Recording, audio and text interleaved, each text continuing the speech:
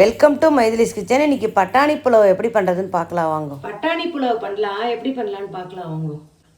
அதுக்கான பொருட்கள்லாம் இருக்குது, வாங்க பார்க்கலாம். 2 பச்சை மிளகா, 2 பூண்டு, ஒரு துண்டு இஞ்சி எல்லாம் அரைச்சி வச்சுருக்கேன் மிக்சியில் போட்டு.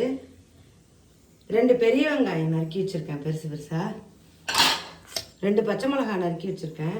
இந்த நாளில் பட்டாணி உங்களுக்கு நிறையா கிடைக்கும், ரொம்ப விலை சீப்பு. அதனால் நீங்கள் பட்டாணி 1 கப்பு வச்சுருக்கேன், 1/4 கிலோ வாங்கி உரிச்சு வச்சுருக்கேன். இந்த சாமான்லாம் வச்சுருக்கேன் பாருங்கள், பட்டை, கிராம்பு, மராட்டி முக்கு எல்லாம் வச்சுருக்கேன். தேங்காய் உடச்சி பால் எடுத்து வச்சுட்டுருக்கேன். இதுக்கும் அரிசி எடுத்து நான் ஊற வச்சுட்டுருக்கேன். சாதா பொன்னி அரிசி தான் நம்ம அதில். இப்போ பாருங்கள், இதுதான். உங்ககிட்ட இருந்தால் நீங்கள் பிரியாணி அரிசி போட்டுக்கலாம், என்கிட்ட இல்லை போடல. உங்ககிட்ட இருந்தால் நீங்கள் போட்டுக்கலாம், பண்ணி பாருங்க. எப்படி பண்ணுறதுன்னு பார்க்கலாம் வாங்க. இப்போ நான் அடுப்பு பற்ற வச்சு குக்கர் வச்சுருக்கேன். இது நம்ம குக்கரில் தான் பண்ணுவோம். 1 ஸ்பூன் நெய் ஊற்றுறேன். நல்லா தாராளமாக நெய் ஊற்றிக்கலாம், அப்போ தான் நல்லாயிருக்கும் உங்களுக்கு. 1 குழிக்கரண்டி 2 குழிக்கரண்டி எண்ணெய், 2 ஸ்பூன் நெய் ஊற்றிருக்கேன். அப்போ தான் நல்லா ஜோராக இருக்கும். நீங்கள் பண்ணி பாருங்க, நல்லா காயட்டும். இதுக்கப்புறம் எதுவுமே வேண்டாம் இதுக்கு. அப்புறம் இந்த எல்லா ஜாமானும் போடுறேன். மராட்டி முக்கு, 2 ஏலக்காய், கிராம்பு, ஜீரகம் வச்சுருக்கேன், எல்லாம் போடலாம். எல்லாம் நல்லா எண்ணெயில் பொரியட்டும். சூப்பராக இருக்கும் இது, நீங்கள் பண்ணி பாருங்க, ஜோராக இருக்கும். கமெண்ட் பண்ணுங்கள் எல்லோரும் எப்படி இருக்குன்னு. நல்லா வதங்கட்டும். இந்த பச்சை மிளகா போடுறோம். இதில் வரமிளகா அப்படிலாம் நம்ம போடல, வெள்ளையாக இருக்கும். பூண்டு, இஞ்சி, பச்சை மிளகா அரைச்சி வச்சுட்டு இருக்கேன், 2 தான்.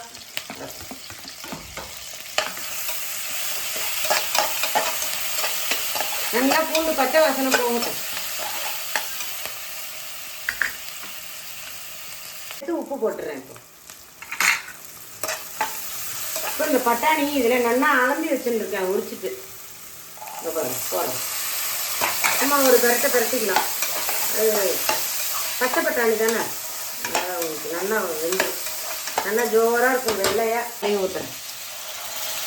தேங்காய் பால் முடிஞ்சால் ஊற்றிக்கலாம், முடியலன்னா நீங்கள் சும்மாவே பண்ணலாம். அதை பற்றி தப்பே இல்லை. என்கிட்ட இருந்தது ஊற்றினேன். நீங்கள் பண்ண முடியலன்னா சும்மாவே பண்ணலாம், வெறுமை பண்ணலாம். 2.5 டம்ளர் தேங்காய் பால் ஊற்றிருக்கேண்ணா. நான் 1.25 டம்ளர் அரிசி போட்டிருக்கேன். 2.5 டம்ளர் தேங்காய் பால் ஊற்றிருக்கேன். 1/2 கப்பு பச்சை தண்ணி ஊற்றுறேன். அவ்வளோதான். இது நல்லா ஜலம் கொதிக்கட்டும். அரிசியை இதில் போட்டுக்கலாம். நம்ம ஒரு 5 நிமிஷம் மூடி வைக்கிறேன், கொதிக்கட்டும், அப்புறமா பார்க்கலாம். நம்ம இப்போ கொதிக்குதான்னு பார்க்கலாம். நம்ம இப்போ நல்லா கொதிக்குது, நம்ம அரிசியை போட்டுக்கலாம். இப்போ பாருங்கள், ஊற வச்சு களைஞ்சி வச்சுன்னு இருக்கேன். இதில் போடுறேன்.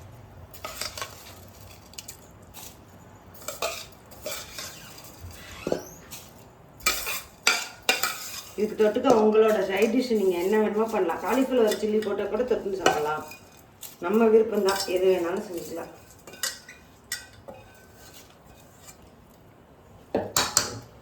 அரிசி போட்டுட்டேன். இந்த இதில் நம்ம உப்பு போடுமான்னு பார்த்துட்டு, நான் ஒரு 1/4 ஸ்பூன் கரம் மசாலா அப்படி போடுறேன். நாங்கள் கம்மியாக போட்டுப்போம், அதனால் போடுறேன். நீங்கள் வேணும் இன்னும் கொஞ்சம் கூட போட்டுக்கலாம்.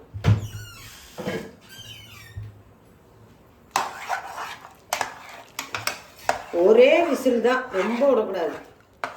ஒரே ஒரு விசில் கலரிட்டு மூடிடும். இது உப்பு தாங்காது, நீங்கள் உப்பு பார்த்துட்டு தான் போடணும். மூடி வைக்கிறேன், விசில் போட்டுறேன். ஒரே ஒரு விசில் தான் விடணும்.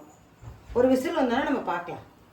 சவுண்டு வந்துட்டு இப்போ நான் அடுப்பு அணைக்கிறேன். கூலானாலும் பார்க்கலாம். நம்ம கூலாக எடுத்து திறந்து பார்க்கலாம். இப்போ பாருங்க, பீஸ் புலாவ் ரெடி. ஜோராக வர வரையாக இருக்கு பாருங்க. உடையாமல் மேலாப்பில் கிளறி விடலாம். எதுவும் போட வேண்டாம், எல்லாம் போட்டிருக்கோம். வேலைக்கு போகிற குழந்தைகளுக்கு லஞ்சு பாக்ஸுக்கு கொடுக்கலாம். ரொம்ப ஜோராக இருக்கும். பண்ணி பாரு, கமெண்ட் பண்ணுங்க எல்லோரும். என்ன ரெசிபி வேணான்னு கமெண்ட்டில் சொல்லுங்க எல்லோரும்.